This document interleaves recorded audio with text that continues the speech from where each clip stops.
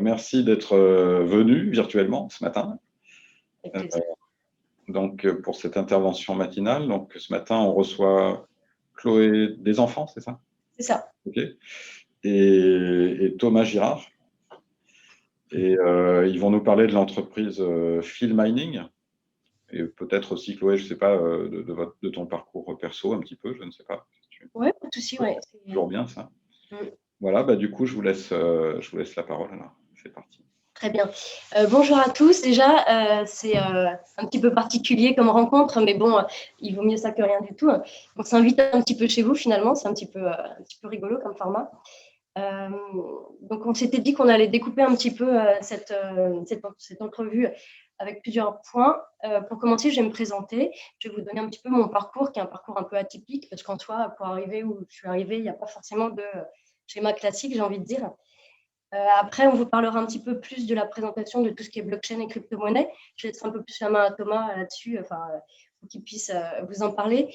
Il m'a dit que vous avez déjà eu des modules sur le sujet, donc je pense que vous n'êtes pas totalement novice sur le domaine.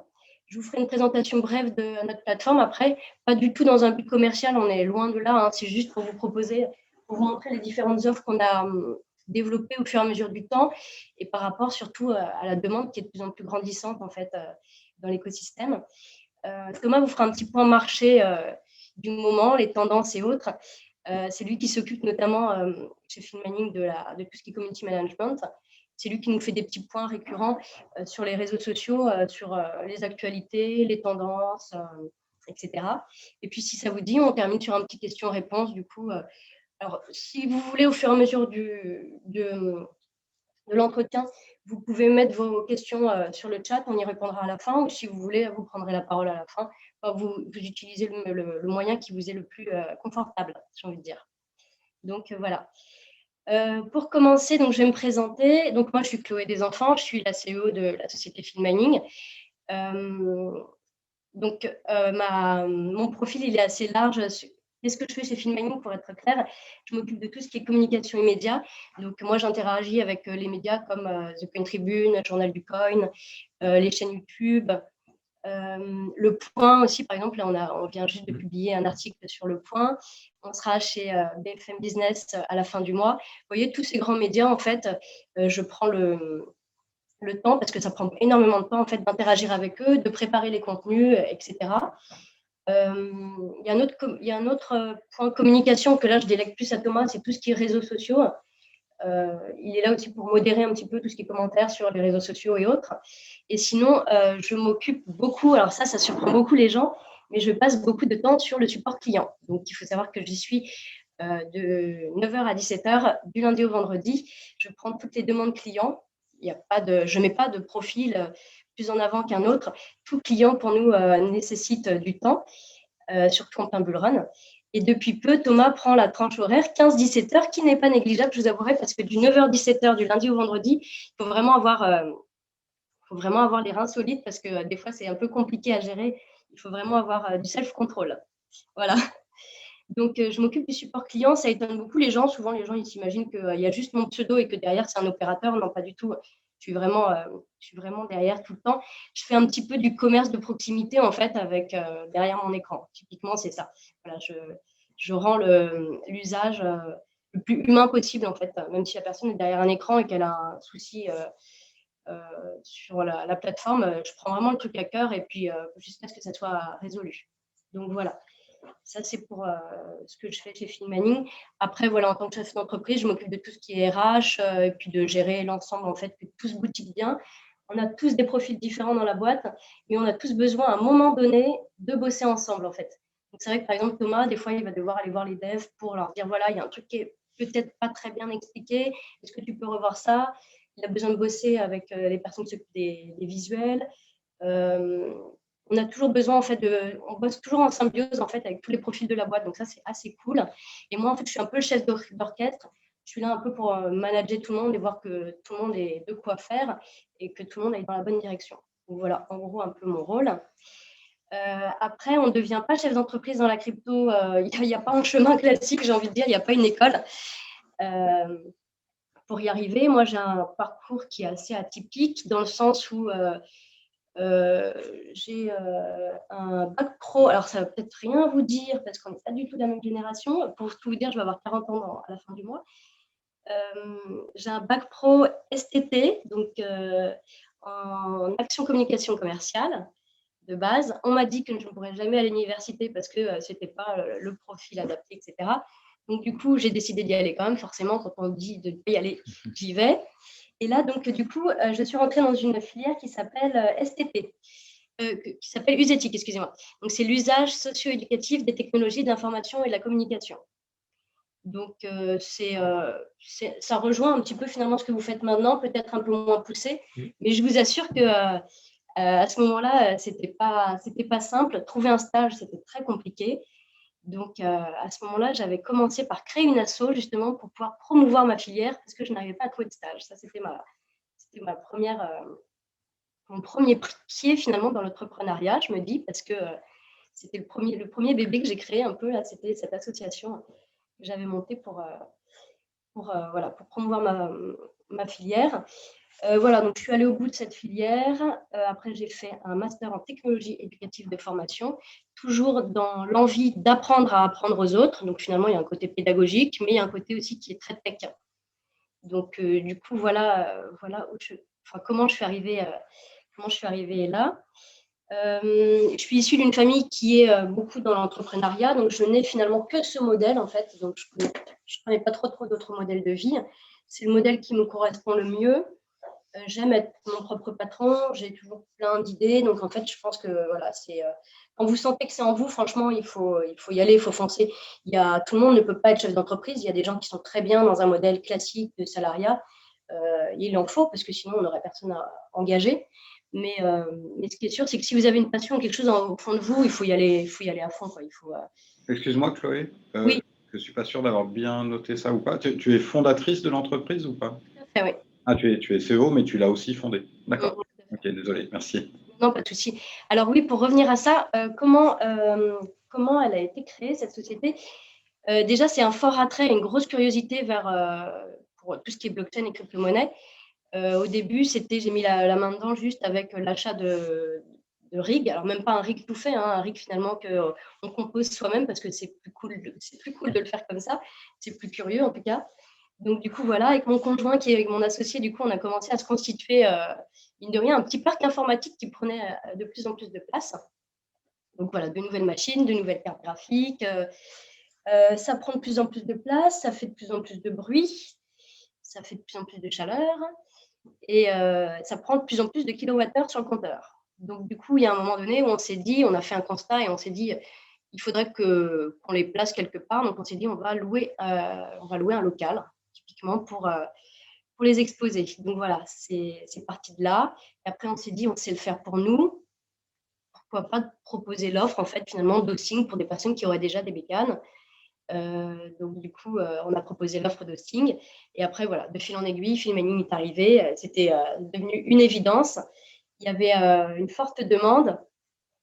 Et puis nous, surtout, on était passionnés. Donc, voilà, on s'est lancé corps et âme là-dedans. Puis c'est surtout qu'on y croyait dur comme fer. Pourtant, on est arrivé dans une période où je vous assure qu'au niveau du minage, c'était vraiment pas la meilleure période. On appelait ça l'hiver des cryptos, d'ailleurs. Donc, on n'est pas arrivé au bon moment. Mais bon, c'était à ce moment-là que nous, notre dossier était bien ficelé, etc. Et on a eu quand même pas mal d'embûches parce qu'il faut savoir que dans le milieu de la crypto, c'est très compliqué de trouver de l'aide au niveau des institutions, des banques et autres. Donc, du coup, pour lancer Filming, ça a été vraiment on s'est financé vraiment solo. Donc, on a eu besoin de personnes pour commencer. Et ça a été une force parce que clairement, sinon, quelqu'un qui veut se lancer dans le milieu et puis qui n'a pas un rond de côté, c'est quand même compliqué. Je veux bien qu'on croit à sa passion et autres, mais en France, il ne faut pas se leurrer, ça reste compliqué. Donc, du coup, voilà. J'ai l'impression que je m'éparpille. Est-ce que vous voulez me recadrer avec des questions peut-être Ouais, moi j'en ai une déjà pour être sûr de bien comprendre. Ce que tu expliquais, c'est que le point de départ, c'est que vous aviez un parc de machines. Donc, oui, en fait, c'est ça. Qui faisait du minage, on est d'accord. Enfin, Tout à fait. Au début, on faisait du minage par GPU. D'accord. Ça se faisait énormément à ce moment-là. Maintenant, beaucoup moins. Oui, c'est ça, oui. Mais ça existe. Vous avez toujours cette offre ou plus maintenant? Non, plus du tout. On a débranché les dernières machines GPU le 1er janvier de cette année. Oui, parce que c'est plus rentable, c'est ça? c'était plus rentable. Ouais, d'accord. Ok. Ça veut dire que c'est délocalisé maintenant sur d'autres pays ou... Ouais. Alors, voilà. Donc, par contre, les GPU, c'est même pas délocalisé, c'est encore pire, c'est que on ne le fait même plus parce qu'on a fait partir quelques GPU à l'étranger, notamment sur des fermes au Canada et en Sibérie. Oui, C'est hyper compliqué. C'est hyper compliqué. d'accord. Il faut savoir qu'un ASIC qui va partir, voilà, c'est l'ASIC et c'est la machine en tant que telle. Et donc, elle va partir comme ça avec sa facture et en douane, ça passe crème, j'ai envie de dire. Un GPU, le client, il va nous l'envoyer. Un GPU, déjà, il y a plein de composants, donc il y a plein de factures à joindre en douane. Pour un peu que le gars, il soit pas fastidieux et puis qu'il nous ait pas tout donné. D'accord. C'est trop compliqué. Un GPU, il part déjà avec, au moins, à minima, il part avec 5 factures déjà en douane. Donc c'est pas Mais donc, c'était votre produit enfin, votre point de départ, mais c'est pas là où vous êtes maintenant. Ah non, pas du tout, ça a vachement évolué. Ouais. C'est ça qui est intéressant en fait. Et c'est ça qui continue toujours à nous motiver dans le développement. Ok. Donc voilà, je crois que j'ai fait le tour sur mon parcours. Tout ça pour vous dire il est juste hyper atypique. Il n'y a pas de ligne droite en fait. Quand on veut arriver à quelque chose, on se donne les moyens, c'est tout. Et quand on est passionné, je reste persuadée que c'est la clé de la réussite. Ça, c'est inévitable. Est-ce que tu veux faire un petit point toi sur tout ce qui est blockchain et crypto? Oui, bien sûr. Alors déjà, je vais vous expliquer ce que c'est la blockchain et les crypto-monnaies. Très très rapidement, hein, je ne vais pas du tout rentrer dans les détails. C'est plus pour, je vois là que la promo 2020 est en train de regarder l'intervention matinale. Il me semble que vous n'avez pas eu des cours sur la blockchain pour l'instant, il n'y a que les 2019. Du coup, je vais vous expliquer rapidement ce que c'est la blockchain. La blockchain, en fait, c'est juste une technologie de stockage qui permet en fait un transfert d'informations et de valeurs, tout ça en étant décentralisé. C'est vraiment ça la particularité de la blockchain, c'est que on n'a pas besoin en fait d'un tiers de confiance qui fait ça ou qui fait ça. Tout fonctionne en fait de façon décentralisée. Et justement, via la blockchain, il est apparu les crypto-monnaies. Les crypto-monnaies, qu'est-ce que c'est? Toujours brièvement, c'est une monnaie qui fonctionne sans tiers de confiance. Donc, la monnaie la plus connue, c'est le Bitcoin. Mais il en existe plein d'autres. Il en existe des milliers, des dizaines de milliers, qui permettent de faire plein de choses sympas. Là où on a de la chance en fait, d'arriver en 2021, en 2021, on a beaucoup de choses qui se font sur les crypto-monnaies, des vraies choses, quoi. Pas des projets ou pas du vent qui se font grâce aux cryptos. Comme par exemple aujourd'hui, avec les crypto-monnaies, vous pouvez contracter un prêt en 10 minutes, par exemple, sans aller à la banque. Vous allez sur un site internet, vous faites votre prêt, ça vous prend 10 minutes et vous êtes content. Vous pouvez faire aussi pas mal de choses, comme par exemple échanger des cryptos contre d'autres cryptos sans l'intermédiaire d'une banque. Et c'est vraiment ça, en fait, la valeur perçue des crypto-monnaies. Imaginons que, par exemple, Jean-Noël veuille envoyer, je ne sais pas, par exemple, 10 euros à Guillaume parce qu'il a bien aimé son cours de perspective et réalité. Et ben, ce qui va se passer, en fait, c'est que c'est la banque de Jean-Noël qui va faire le virement à la banque de Guillaume. Et donc, vous allez avoir besoin de l'intermédiaire qui est votre banque. Et votre banque qui contient votre argent, qui peut bloquer vos fonds quand elle veut, pour X ou Y raison. Et en fait, le Bitcoin, il pallie à ça. Avec le Bitcoin, vous possédez vos fonds, vous êtes propriétaire de votre argent et vous n'avez pas besoin de tiers de confiance pour le faire fonctionner. Donc voilà pour tout ce qui est crypto en général. Après, nous, on va plus se recentrer sur le Bitcoin et sur le mining. Comment en fait il fonctionne le Bitcoin? Il fonctionne grâce à un mécanisme de consensus qui s'appelle le Proof of Work, ou la preuve de travail en français.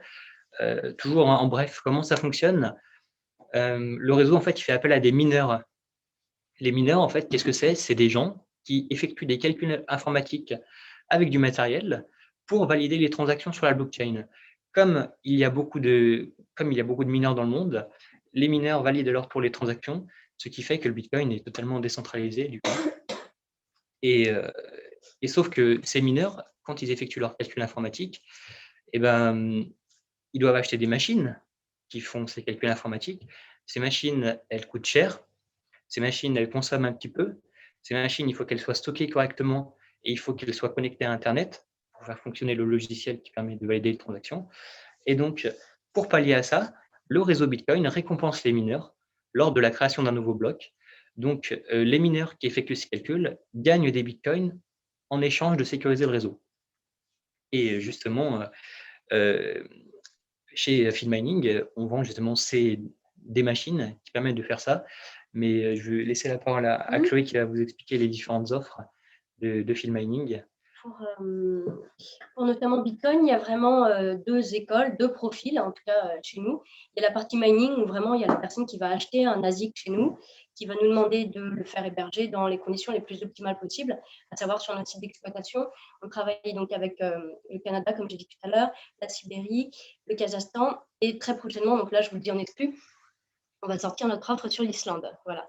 Donc, du coup, voilà, les gens achètent la machine qui est à un certain prix, surtout en ce moment en plein bull run. Si vous avez l'occasion de regarder sur nos pages, c'est vrai qu'on est tributaire d'un marché qui est très haussier sur l'achat de machines.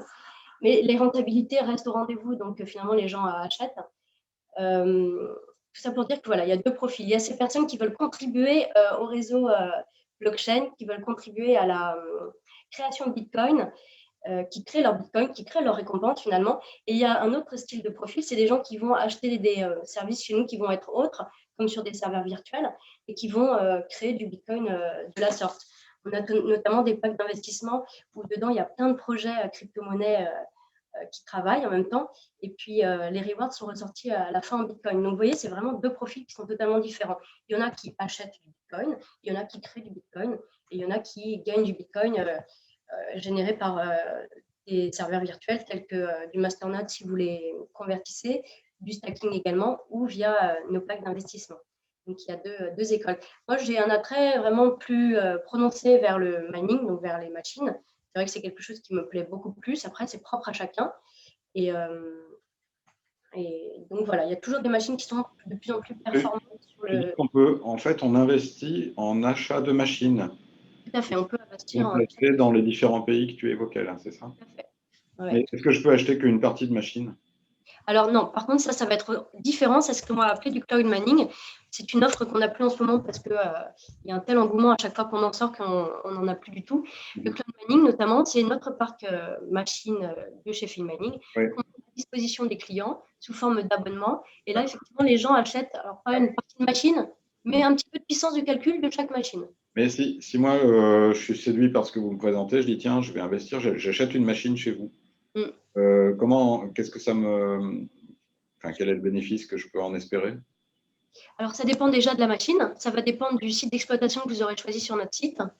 C'est-à-dire qu'après, je vais la louer à des gens qui vont miner avec ou... Non, du tout. C'est vous qu'elle est. En fait, elle va être branchée sur le site d'exploitation que vous aurez choisi. Oui. Et du coup, elle va miner, en fait. Elle va miner pour vous. Ah, ok. Et sur notre plateforme, vous avez donc à disposition un tableau de bord qui va vous permettre de faire de la veille sur votre machine. D'accord. Et donc, à la fin du mois, le site d'exploitation en question dans lequel votre machine est entreposée, on va avoir une grosse facture d'électricité générale, en fait.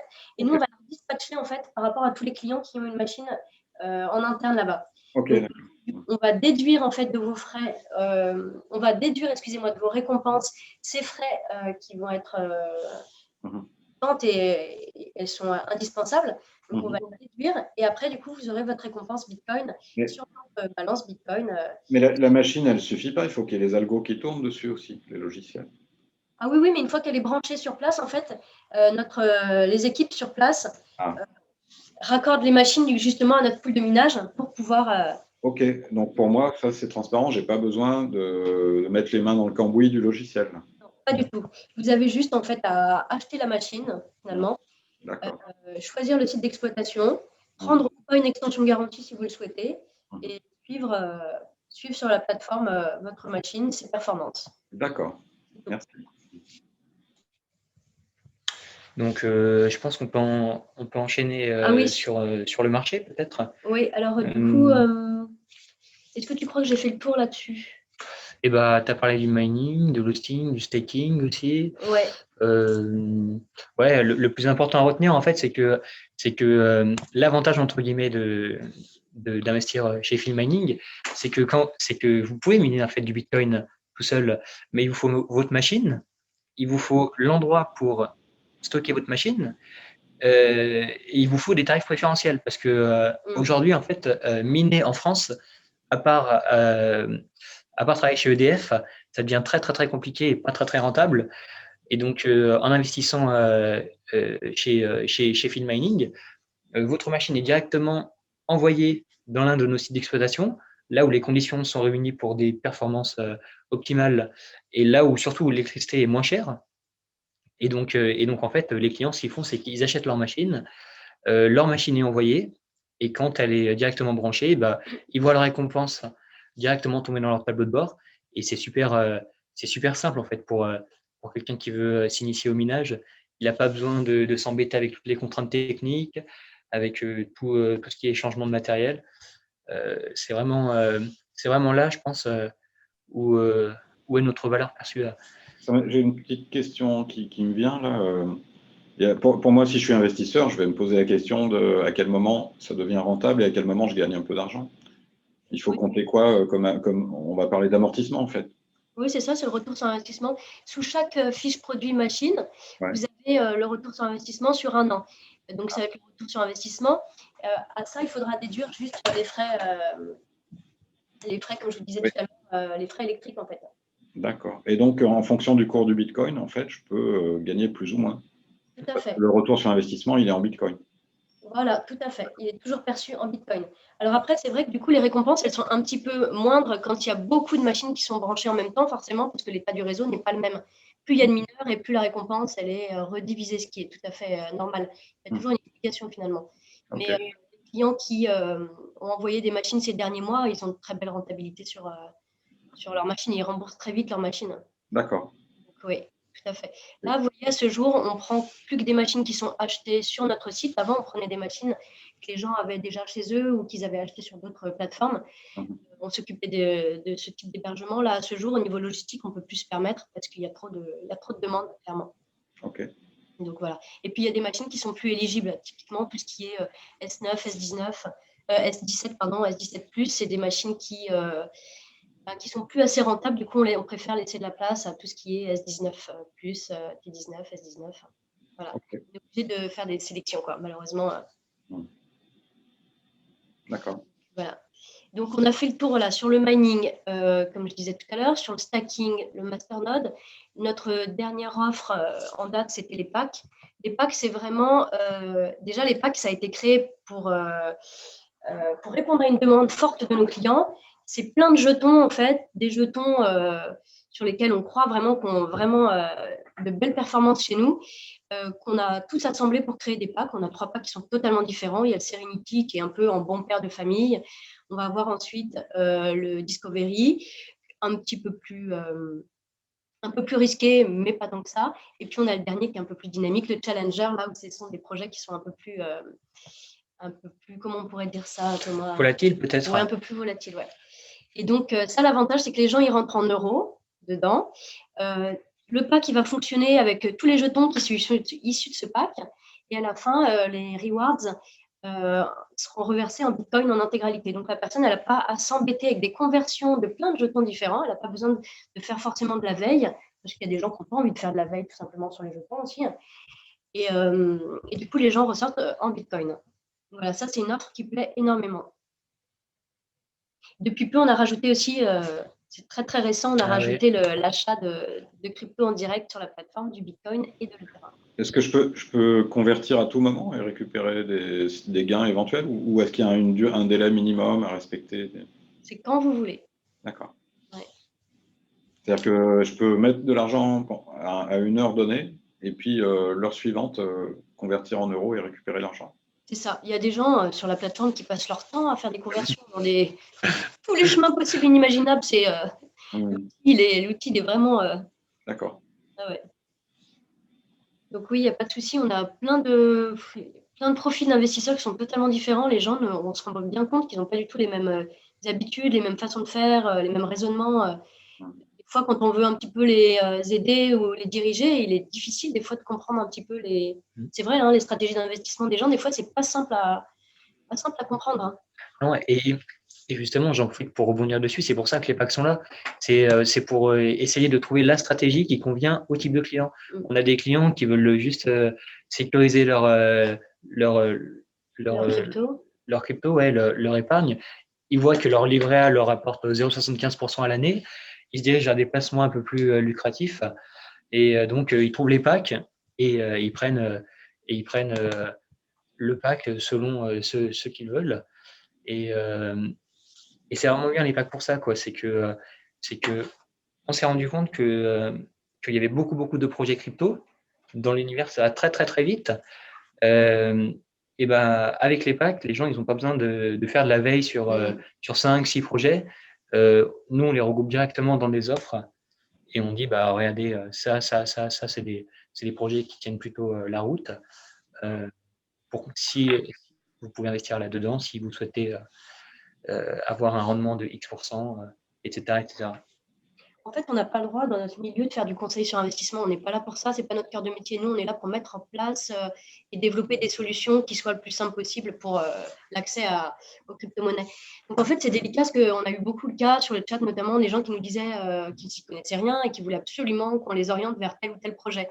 Alors déjà, moi, ma première réponse, c'est toujours de dire les projets qui sont sur la plateforme, ils ont répondu à un cahier des charges qui est propre à notre team ici. On a un cahier des charges qui est quand même assez pointu. Quand on liste un produit, c'est qu'on y croit, c'est qu'il rentre, il coche des cases, pardon. Et du coup, en fait, là, vous voyez, on peut détourner un peu la chose en disant, voilà, on donne pas de conseil d'investissement. En revanche, on a des packs à vous proposer et c'est un peu clé en main, quoi. C'est un peu détourné, voilà. On fait quand même du conseil en investissement dans le sens où on a quand même 3 packs qui sont clairement affichés et clairement bien définis. Après, s'il y a un pack qui ne répond pas à nos attentes, on fait du réarbitrage. Ça, c'est clair qu'on a une veille constante dessus. S'il y a un projet qui tire un petit peu vers le bas, un pack, qui n'est pas au rendez-vous sur la renta, et là-dessus, on n'a vraiment pas d'état d'âme à se dire, tiens, celui-ci, eh ben, il faut qu'on le déliste, on va proposer quelque chose d'autre à la place et on réarbitre. Donc voilà. Et c'est un travail constamment de veille. Hein. De toute façon, c'est quelque chose qui est tellement dynamique, notre milieu est tellement dynamique qu'on ne peut jamais se dire que quelque chose est acquis et on ne peut pas se reposer du tout sur nos lauriers. Que ce soit pour tout, hein, que ce soit pour la com aussi pour toi. Il se passe toujours des choses en fait. Il se passe toujours des choses. Nos journées ne se ressemblent pas. Franchement, c'est ça. Donc c'est aussi ça qui est passionnant. Et justement, bah, je vais pouvoir enchaîner sur le point du marché. Je ne sais pas si vous êtes un peu au courant des actualités sur le Bitcoin, mais depuis l'été 2020, le Bitcoin il a connu une performance qui est exceptionnelle. Là, le Bitcoin a cassé la résistance des 60 000 $. En décembre 2017, on était à un Bitcoin à 20 000 $. Et donc là, la période qu'on est en train de vivre, ça s'appelle un bull market ou un marché haussier. C'est un marché, comme son nom l'indique, qui est haussier. Le Bitcoin prend de la valeur, les crypto-monnaies prennent de la valeur. Et c'est pour ça que nous, de notre côté, on a vu un afflux de clients arriver parce que marché haussier, il y a beaucoup de projets qui augmentent. Et donc les gens se disent pourquoi pas, pourquoi pas moi. Ah oui, on a une clientèle qui est totalement différente. Surtout, on s'en est rendu compte, surtout lors du premier confinement. Moi, je crois que clairement, je n'étais pas prête sur le support à gérer ce genre de choses. Je m'y attendais tellement pas. Mais finalement, pendant le confinement, le premier confinement, les gens avaient le temps. Et du coup, les gens, ils s'intéressaient vraiment. Ils sollicitaient énormément le support client, mais c'était pas pour expliquer nos offres, forcément, c'était dans de la pédagogie, en fait. Donc, ça a été énormément d'heures. Je sais que le premier confinement, j'ai dû faire du 9h, 22h et ça n'arrêtait jamais. Et là, ça commence un petit peu à se lisser, mais on n'a plus du tout le même profil qu'au début. Au début, j'avais l'impression de parler qu'avec des personnes qui étaient connaisseuses du milieu, qui des fois se disaient en connaître plus que nous. Beaucoup de geeks, c'est vrai, il ne faut pas se le cacher. Au début, c'était ça. Que des hommes. Là, j'ai de plus en plus de femmes et qu'est-ce que ça fait du bien aussi, je vous assure, de voir un petit peu de féminité arriver sur... ça fait pas de mal non plus. Et en plus, quand tu dis que les particuliers, il y a beaucoup de particuliers qui rentrent dans le milieu, il y a beaucoup de particuliers, mais il y a aussi les institutionnels qui commencent à rentrer un peu dans les cryptos et c'est ça qui est super intéressant. il n'y a pas longtemps, PayPal a acheté 1 milliard de dollars en Bitcoin. MicroStrategy, qui est aussi une grosse boîte qui achète des millions de dollars en Bitcoin. On a aussi le réseau Visa qui accepte les paiements en Ethereum maintenant. Enfin, ça bouge super vite. Et les institutionnels commencent à comprendre que ce truc-là, ce petit truc dont on parlait en 2017, qui servait à favoriser la drogue ou les transactions anonymes, et ben, ils se sont rendus compte que ça devenait un petit peu plus gros. Et maintenant, et ben, on a vraiment les institutionnels qui acceptent le Bitcoin.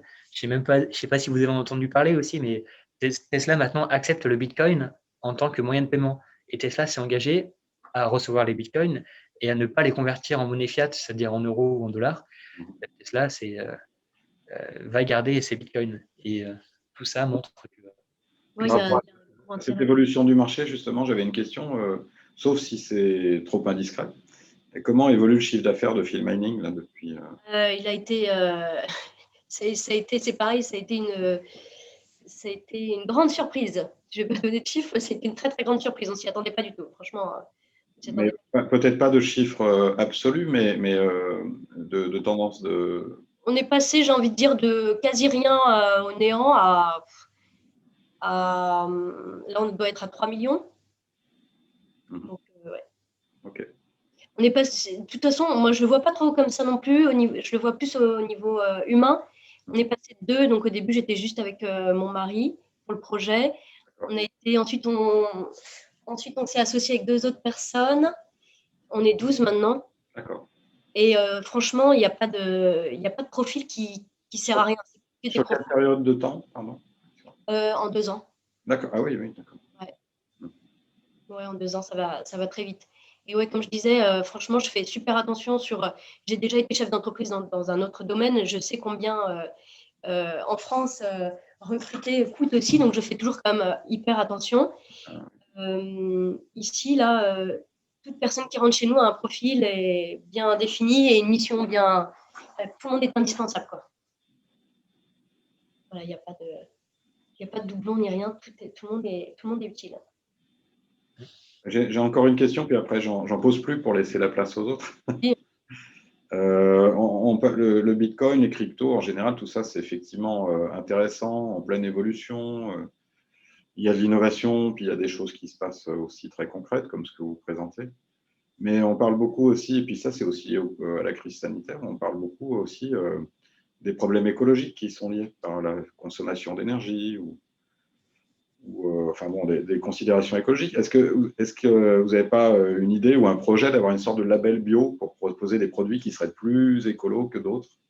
Alors non, ça c'est la question qui revient tout le temps dès qu'on fait des meet-up ou autres. C'est toujours la question de fin de meet-up, c'est rigolo. Désolé. Qu'on garde sur le côté, qu'on se dit on va la posera à un moment donné. Je pense qu'il y a plein d'idées reçues là-dessus, mais non, par exemple, nous, avec les fermes avec qui on bosse, les fermes partenaires, c'est que des énergies, c'est que issu de 1, 2, 3, c'est que de l'hydro, c'est que de l'énergie hydro. Et ça, pour nous, c'est un gage de qualité et c'est comme ça qu'on sélectionne aussi nos partenaires. C'était un peu ma question, mais du coup, c'est pas un truc que vous mettez en avant en disant label bio, tout notre truc, il est hydro, quoi. En fait, alors déjà, on a du mal à mettre en évidence rien que juste la crypto. Donc, sortir un label qui serait de la crypto, je pense qu'on en est loin. C'est peut-être parce que vous n'avez pas encore assez de concurrence similaire qui permettrait justement de se dégager en disant, bah, nous, OK, on a une offre qui est peut-être comparable à nos concurrents, mais on est meilleur sur le plan écologique. Alors, ouais, clairement, nous, sur notre domaine ici en France, on n'a pas de concurrents qui travaillent oui, c'est ça. Pour le même modèle. Mais par contre, c'est bien écrit dans nos fiches produits, voilà, que les fermes avec qui on travaille, c'est de l'hydro, c'est que de l'hydro. La prochaine offre qui sort, là, c'est pareil, ce sera que de l'hydro et elle a été sélectionnée sur ce critère principalement. C'est hyper important, on est toujours pointé du doigt là-dessus. Après, il faut dire que tout ce qui est serveur informatique, il n'y a pas plus de… ça consomme pas plus que quelqu'un qui va envoyer un mail ou autre. Je veux dire, pour remettre les choses aussi dans leur contexte, il y a tout l'allumage aussi en ville qui prend énormément d'énergie. Et ça, c'est jamais trop pointé du doigt. Donc, je pense que ça, c'est de fausses idées. Clairement, c'est plus du tout. Oui, mais vous y êtes forcément, enfin, vos clients, ils sont forcément influencés par ça. Tout à fait, tout à fait. C'est comme je vous disais, à chaque fois qu'avant on intervenait, c'était toujours la question qu'on nous posait, ça c'est sûr. Donc c'est pour ça que la pose plus, ça y est. la question maintenant se pose plus, en tout cas sur tout ce qui est ferme partenaire, c'est que de l'hydro et c'est hyper important pour nous. Ouais, on va peut-être passer aux questions-réponses, si on est bon sur le grand marché, peut-être. Il y a quelqu'un qui disait « Que veut dire ASIC ?» Tu veux la faire ou je le fais? Vas-y. Alors en fait, c'est vrai qu'on a parlé des ASIC sans pour autant définir ce que c'était. Il y a différents moyens de miner du Bitcoin. Vous pouvez le faire avec des rigs. Des rigs, qu'est-ce que c'est? C'est des sortes de cartes graphiques qui sont regroupées entre elles et qui sont emballées entre guillemets dans un boîtier. Et il y a aussi les ASIC. Les ASIC. Je vais aller en chercher un d'ailleurs, je crois. J'en ai un là, si vous voulez. Ouais. J'ai un S17, c'est une vieille caisse, mais ça va vous montrer. Et en fait, les ASIC, qu'est-ce que c'est? C'est une machine vraiment spécialisée pour le minage du Bitcoin, qui a été conçue uniquement pour ça. Elle fait rien d'autre, avec des composants, une puce en fait qui est vraiment optimisée à ça, le minage de Bitcoin. Et c'est entouré dans une espèce de cage en fer avec 2 gros ventilateurs. C'est qui les fabricants de puces ASIC pour le mining? Bitmain, qui a le monopole de. Pardon? Bitmain. Ah ouais, mais c'est un fondeur, mais il doit faire ses puces chez d'autres, forcément. Oui, très certainement, mais. Le design, ils ont dû avoir le design, ouais. Est-ce qu'on voit bien là? Alors non, là on voit rien du tout. Donc voilà, comme il disait, le rig, c'est ce qu'on appelle du minage par GPU. C'est des choses que la plupart du temps les gens assemblent eux-mêmes. Mais sinon, voilà, ça c'est un ASIC qui s'achète absolument tout fait. Il nécessite juste 2 câbles qui sont fournis. Quand vous faites de l'hosting avec FilmMining, ils sont fournis sur place. Vous n'avez pas besoin de les racheter parce que Bitmain ne vend que la machine. Ouais, parce que en fait, c'est moi qui avais posé cette question à nouveau. Je pose toutes les questions. Pour un électronicien, ASIC, c'est Application Specific Integrated IC, circuit, pardon. C'est-à-dire un circuit intégré pour application spécifique. Voilà. Du coup, vous, par extension de langage, ça devient le boîtier complet avec l'ASIC à l'intérieur. C'est ça, tout à fait. D'accord. Ça me désole. Ouais, je comprends. On n'a pas le choix si on veut rester en France. Oui, c'est ça, c'est une particularité peut-être locale. C'est-à-dire que mais ça, c'est un risque aussi, pour vous comme pour tout le monde, de faire complètement dépasser. Je ne sais pas où est-ce que ça reste encore assez libre et pas trop contrôlé aux États-Unis. C'est qu'il y a des endroits où ça reste libre, mais bon, on se dit encore combien de temps. Vous voyez, il y a un moment où on se disait, moi je sais que dans l'écosystème, j'ai plein d'amis qui me disaient, il faut que tu ailles au Portugal, par exemple, ils sont hyper friendly sur la crypto. Maintenant, on est en train de se rendre compte que finalement, ils sont en train de se dire, ouais, on a été un peu laxiste, mais finalement, on va peut-être revoir un petit peu la réglementation. Alors, si c'est pour s'implanter quelque part, vous voyez, et puis qu'au final, on se refait tacler derrière, il faut vraiment bien réfléchir. Mais est-ce qu'aux États-Unis, ça reste encore dans l'esprit initial? C'est compliqué, les États-Unis. C'est compliqué, c'est beaucoup plus que ce que je le pensais. Au début, je m'étais dit qu'ils étaient plus ouverts là-dessus, et en fait, non, pas du tout. Okay. Pour l'anecdote, il y a 2 semaines, j'ai demandé à un média qui est The Cointelegraph de me rédiger un article, parce qu'il faut savoir que tant que nous sommes en cours de vérification de notre PSAN, nous n'avons pas le droit de communiquer. On a le droit de faire des posts informatifs à titre pédagogique, informatif, comme je viens de le dire, comme Thomas le fait en ce moment, mais on n'a pas le droit de promouvoir nos offres. Donc, on ruse comme on peut pour montrer qu'on est là quand même. Mais par contre, à l'international, on a le droit de communiquer. Donc ça, on a eu l'accord de notre avocat sans souci. En revanche, The Cointelegraph me dit, une fois que tout est signé, tout est bouclé, le contrat, etc., nous n'avons pas le droit de parler de revenus passifs.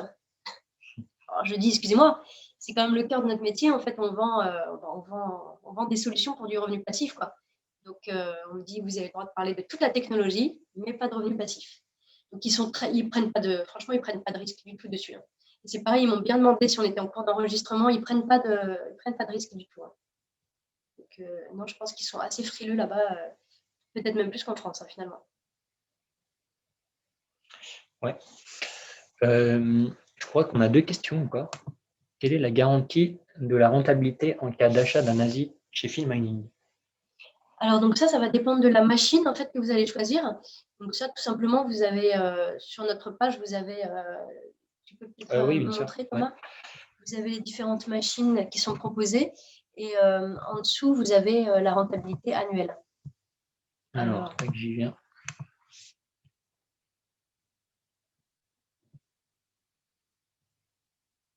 Après, quand il y a des clients qui ont plusieurs machines et qui veulent se constituer un parc, on fait des analyses plus poussées, hein, bien sûr.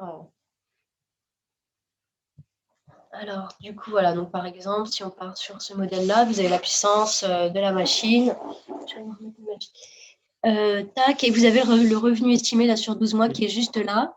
Donc, du coup, juste à ce montant-là, vous aurez à déduire les frais liés à sa consommation électrique. Et ça, c'est très bien expliqué. Chaque début de mois, vous recevez ce qu'on appelle un rapport de production. Dessus, vous avez rappelé le type de machine, où elle est hébergée, ce qu'elle a généré, combien elle a consommé, si on peut dire ainsi, et de ce fait, combien vous allez être crédité sur votre balance Bitcoin. Donc, voilà. Est-ce qu'on peut perdre de l'argent? Non, sur le minage, comme ça, on ne peut pas perdre d'argent parce que si la machine est plus rentable, on vous le signalera et on l'arrêtera. Pour le moment, c'est jamais arrivé. On a arrêté un lot de S9 il y a presque 6 mois parce que c'était plus du tout rentable. Donc, on est à peu près sûr au moins de l'amortir, quoi, et donc de ne pas perdre de l'argent.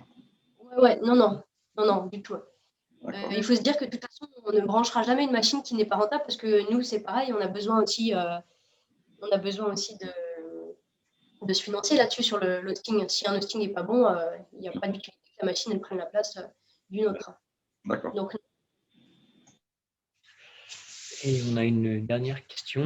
La facture d'électricité prend environ combien de pourcents du bénéfice créé avec sa propre machine? Ah, par rapport à si tu crées ta propre machine, c'est ça? Je n'ai pas trop compris la question. Alors, elle est où la question? La facture d'électricité prend environ combien de pourcents? C'est Baptiste. Baptiste, tu peux reformuler ta question? Baptiste, non? Je ne sais pas s'il nous entend. Si on achète sa machine personnelle chez soi. Ah, si on achète sa machine. Déjà, il faudra un bon prix au kilowattheure. C'est compliqué. Ouais, c'est compliqué. Franchement, au niveau de la rentabilité. Ça prend quoi on pourra peut-être pas donner un pourcentage fixe mais enfin, c'est plus toujours rentable. Hein. À moins d'avoir un tarif préférentiel en France, c'est. Ouais, c'est clair. Non, ça c'est pas une bonne option, hein, je dirais, sauf si vous avez des tarifs préférentiels comme le dit Thomas, mais sinon ça reste pas rentable. Après, donner un chiffre exact, ça serait compliqué. Ça va dépendre de la machine que vous avez achetée, ça va dépendre du réseau, ça va dépendre du prix au kilowattheure que vous aurez. Si vous avez toutes ces données-là, par contre, vous pouvez aller. Il y a des sites qui sont très bien pour ça. Il y a Conwars, il y a Conwars qui est très bien pour ça. Là, vous remplissez plein de champs en fait qui vont vous permettre de pouvoir voir la renta en fait. Et après, il y a une caractéristique qu'on n'a pas dit aussi, mais c'est que, imaginons que vous avez votre machine, vous avez un tarif préférentiel, mais sauf qu'une machine, il faut la stocker. Et votre machine, déjà, il faut qu'elle soit branchée à Internet pour fonctionner. Donc, il vous faut une connexion stable et il vous faut aussi un endroit qui est suffisamment aéré pour qu'elle tourne bien. Parce que une machine, ça fait quoi? C'est super bruyant. Ouais, c'est bruyant. Après, on s'habitue. Hein. Moi, je sais que j'ai beaucoup cohabité avec des machines, donc. Mais non, ça fait du bruit et ça fait de la chaleur. Hein. Ça, c'est sûr que dans un petit appart étudiant, sauf si vous avez besoin de chauffage l'hiver, c'est bien. Sinon, non, c'est à proscrire quand même. Et faut-il un très bon débit? Attends, ça se fait, le laisser. Vous manquez tous. Faut-il un très bon débit Internet? Oui, quand même. Hein. Et en fait, il faut surtout une connexion stable. Parce que c'est surtout ça, en fait, au niveau de la connexion Internet. Si vous avez une connexion stable, ça va. Mais il faut que votre machine soit reliée par Ethernet. Hein. Donc, pour ça. Mais c'est vrai que, petite anecdote, il y a des fois en fait des gens qui essayent de monter leur machine tout seuls, qui font leur propre installation, ils ont c'est tout propre dans leur garage et tout, et sauf que les gens qui l'entretiennent pas, et ça peut cramer en fait. Ah oui, c'est clair. On a vu pas mal de gens en fait qui ont vu leur installation cramer parce qu'il y a un composant qui surchauffait ou un problème technique. Et en fait, si on choisit de monter ses propres machines chez soi, il y en a encore un peu en France, mais il y en a un petit peu. Mais il faut vraiment s'en occuper. Ouais, c'est Quoi. un Parce entretien, que, il faut faire attention qu'elles ne prennent pas la poussière, comme si c'était un PC finalement qui était ouvert en fait. Il faut faire attention à chaque composant. Donc oui, c'est pas, on s'improvise pas, hein, je pense, monteur de rig. Je pense que faut être déjà passionné, il faut être intéressé par ça. Mais il y a des gens qui le font très bien avec passion. Il y a notamment Monsieur TK sur YouTube qui explique très bien comment monter des rigs. Il fait des vidéos passionnantes sur le sujet si ça vous intéresse. en combien de temps la machine reste rentable? La machine, elle reste rentable 4 ans, je dirais. Tu pourras mettre le lien, là, pardon, le lien sur la chaîne YouTube. Tu peux le mettre dans le chat. Ah oui, ouais, mets-le. Donc la rentabilité d'une machine, ça va être 4 ans.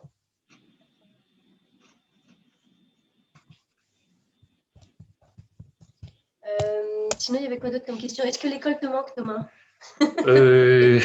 Les gens dans l'école me manquent. Ouais, Après, je suis très content d'être ici aussi, évidemment. Tac. Il y a un baby-foot.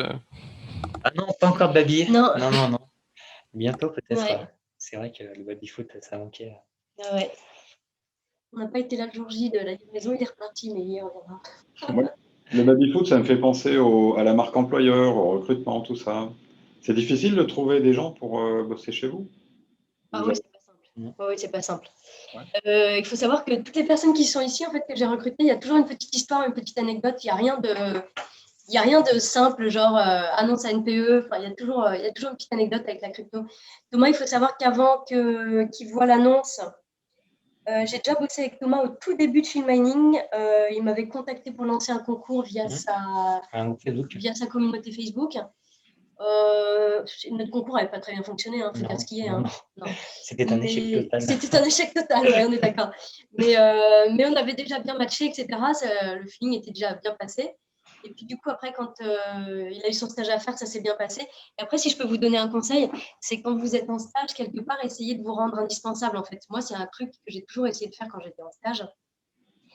C'est ma mère qui m'avait donné ce conseil, de toujours essayer de me rendre indispensable en fait, dans des tâches que peut-être l'équipe ne soupçonne pas, d'anticiper des choses, de mettre en place des choses, prendre des initiatives, être force de proposition. Et vous verrez qu'à la fin, du coup, enfin en tout cas, c'est plus la personne qui vous a pris en stage, la personne, elle va forcément se rendre compte qu'une fois que vous êtes parti du stage, que la place, elle est vacante et puis que ça crée un manque, vous voyez. Donc, clairement, Thomas, voilà, c'est ce qui s'est passé. Quand c'était vers la fin de son stage, j'ai commencé à me dire, alors ça, je vais devoir le reprendre en main, ça, je vais devoir le gérer à nouveau. Comment ça va se passer? Et là, je me suis dit, il faut que je lui fasse une proposition parce qu'en soi, sa place, elle était vraiment bien en peu de temps, finalement. Finalement, en peu de temps, il avait déjà bien fait sa place, il s'était bien intégré dans l'équipe. Et en plus, la plus-value de dingue, c'était quand même qu'il avait un attrait fort pour la crypto. Et ça, pour répondre à votre question, c'est là que c'est très compliqué, en fait. C'est très compliqué de trouver quelqu'un qui comprend la crypto, pas que en employant des gens, mais aussi dans l'environnement autour de la société. Ouais. Une banque, c'est hyper compliqué. Tous les 3 mois, nous, notre banque, elle nous demande de réexpliquer nos activités. Mais ça tombe bien parce qu'à l'école LILC, de plus en plus, on initie nos étudiants à la crypto. Enfin, c'est très bien, ouais. La blockchain en général, disons. Voilà, c'est ça, mais c'est la technologie qui est dingue. C'est cette technologie, si elle n'était pas là. Donc, ça leur donne des chances d'avoir un peu la culture générale de la chose, permettant d'aller peut-être bosser là-dedans, sans être des experts, évidemment. Oui, c'est sûr. Ouais. Et après, dans le milieu, on ne peut pas tout connaître. Quand on est dans une boîte, on ne peut pas être bon sur tous les profils. Nous, on en a ici qui font plus du trading et plus de l'analyse financière. Moi, c'est quelque chose que je regarde de loin, que j'aime bien, mais clairement, je n'ai pas le temps à louer. Je n'ai pas plus de temps que ça à y allouer. Et puis, voilà, chacun son job. Dans la crypto, dans la blockchain, en tout cas, il y a plein de use cases différents et il y a de la place pour tout le monde. Et ce qui est vraiment top dans la blockchain, c'est que finalement, ça touche énormément de secteurs, je trouve. C'est vrai, ça touche aussi bien l'art. J'en parlais la dernière fois avec mon notaire qui me disait qu'ils allaient mettre en place tout ce qui est blockchain pour les signatures. Ça va toucher énormément de corps de métier. Donc, il faut absolument s'en intéresser, c'est sûr. En parlant de temps, je suis désolé, mais on arrive à la fin du temps imparti. Il y a un cours derrière pour chacune des promos. Donc, je suis un peu obligé d'interrompre. C'est dommage parce que je pense qu'on pourrait parler encore longuement. Oui, c'est clair. Peut-être qu'on en aura l'occasion. On verra sur un autre format, on ne sait jamais. Avec plaisir. Ouais. Si vous avez des questions, n'hésitez pas à les envoyer on va mettre l'adresse mail, thomas@filmmining.com. Ok. Donc, on aura le temps d'y répondre. Mince.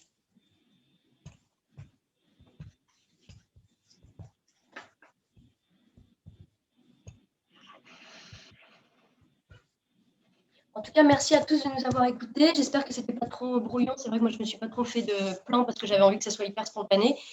Et si vous avez des questions sur lesquelles on n'est pas passé, vous n'hésitez surtout pas. On est hyper dispo pour ça. Super, voilà. Merci beaucoup. Merci à vous tous. Merci à vous. À bientôt. Merci beaucoup. Merci.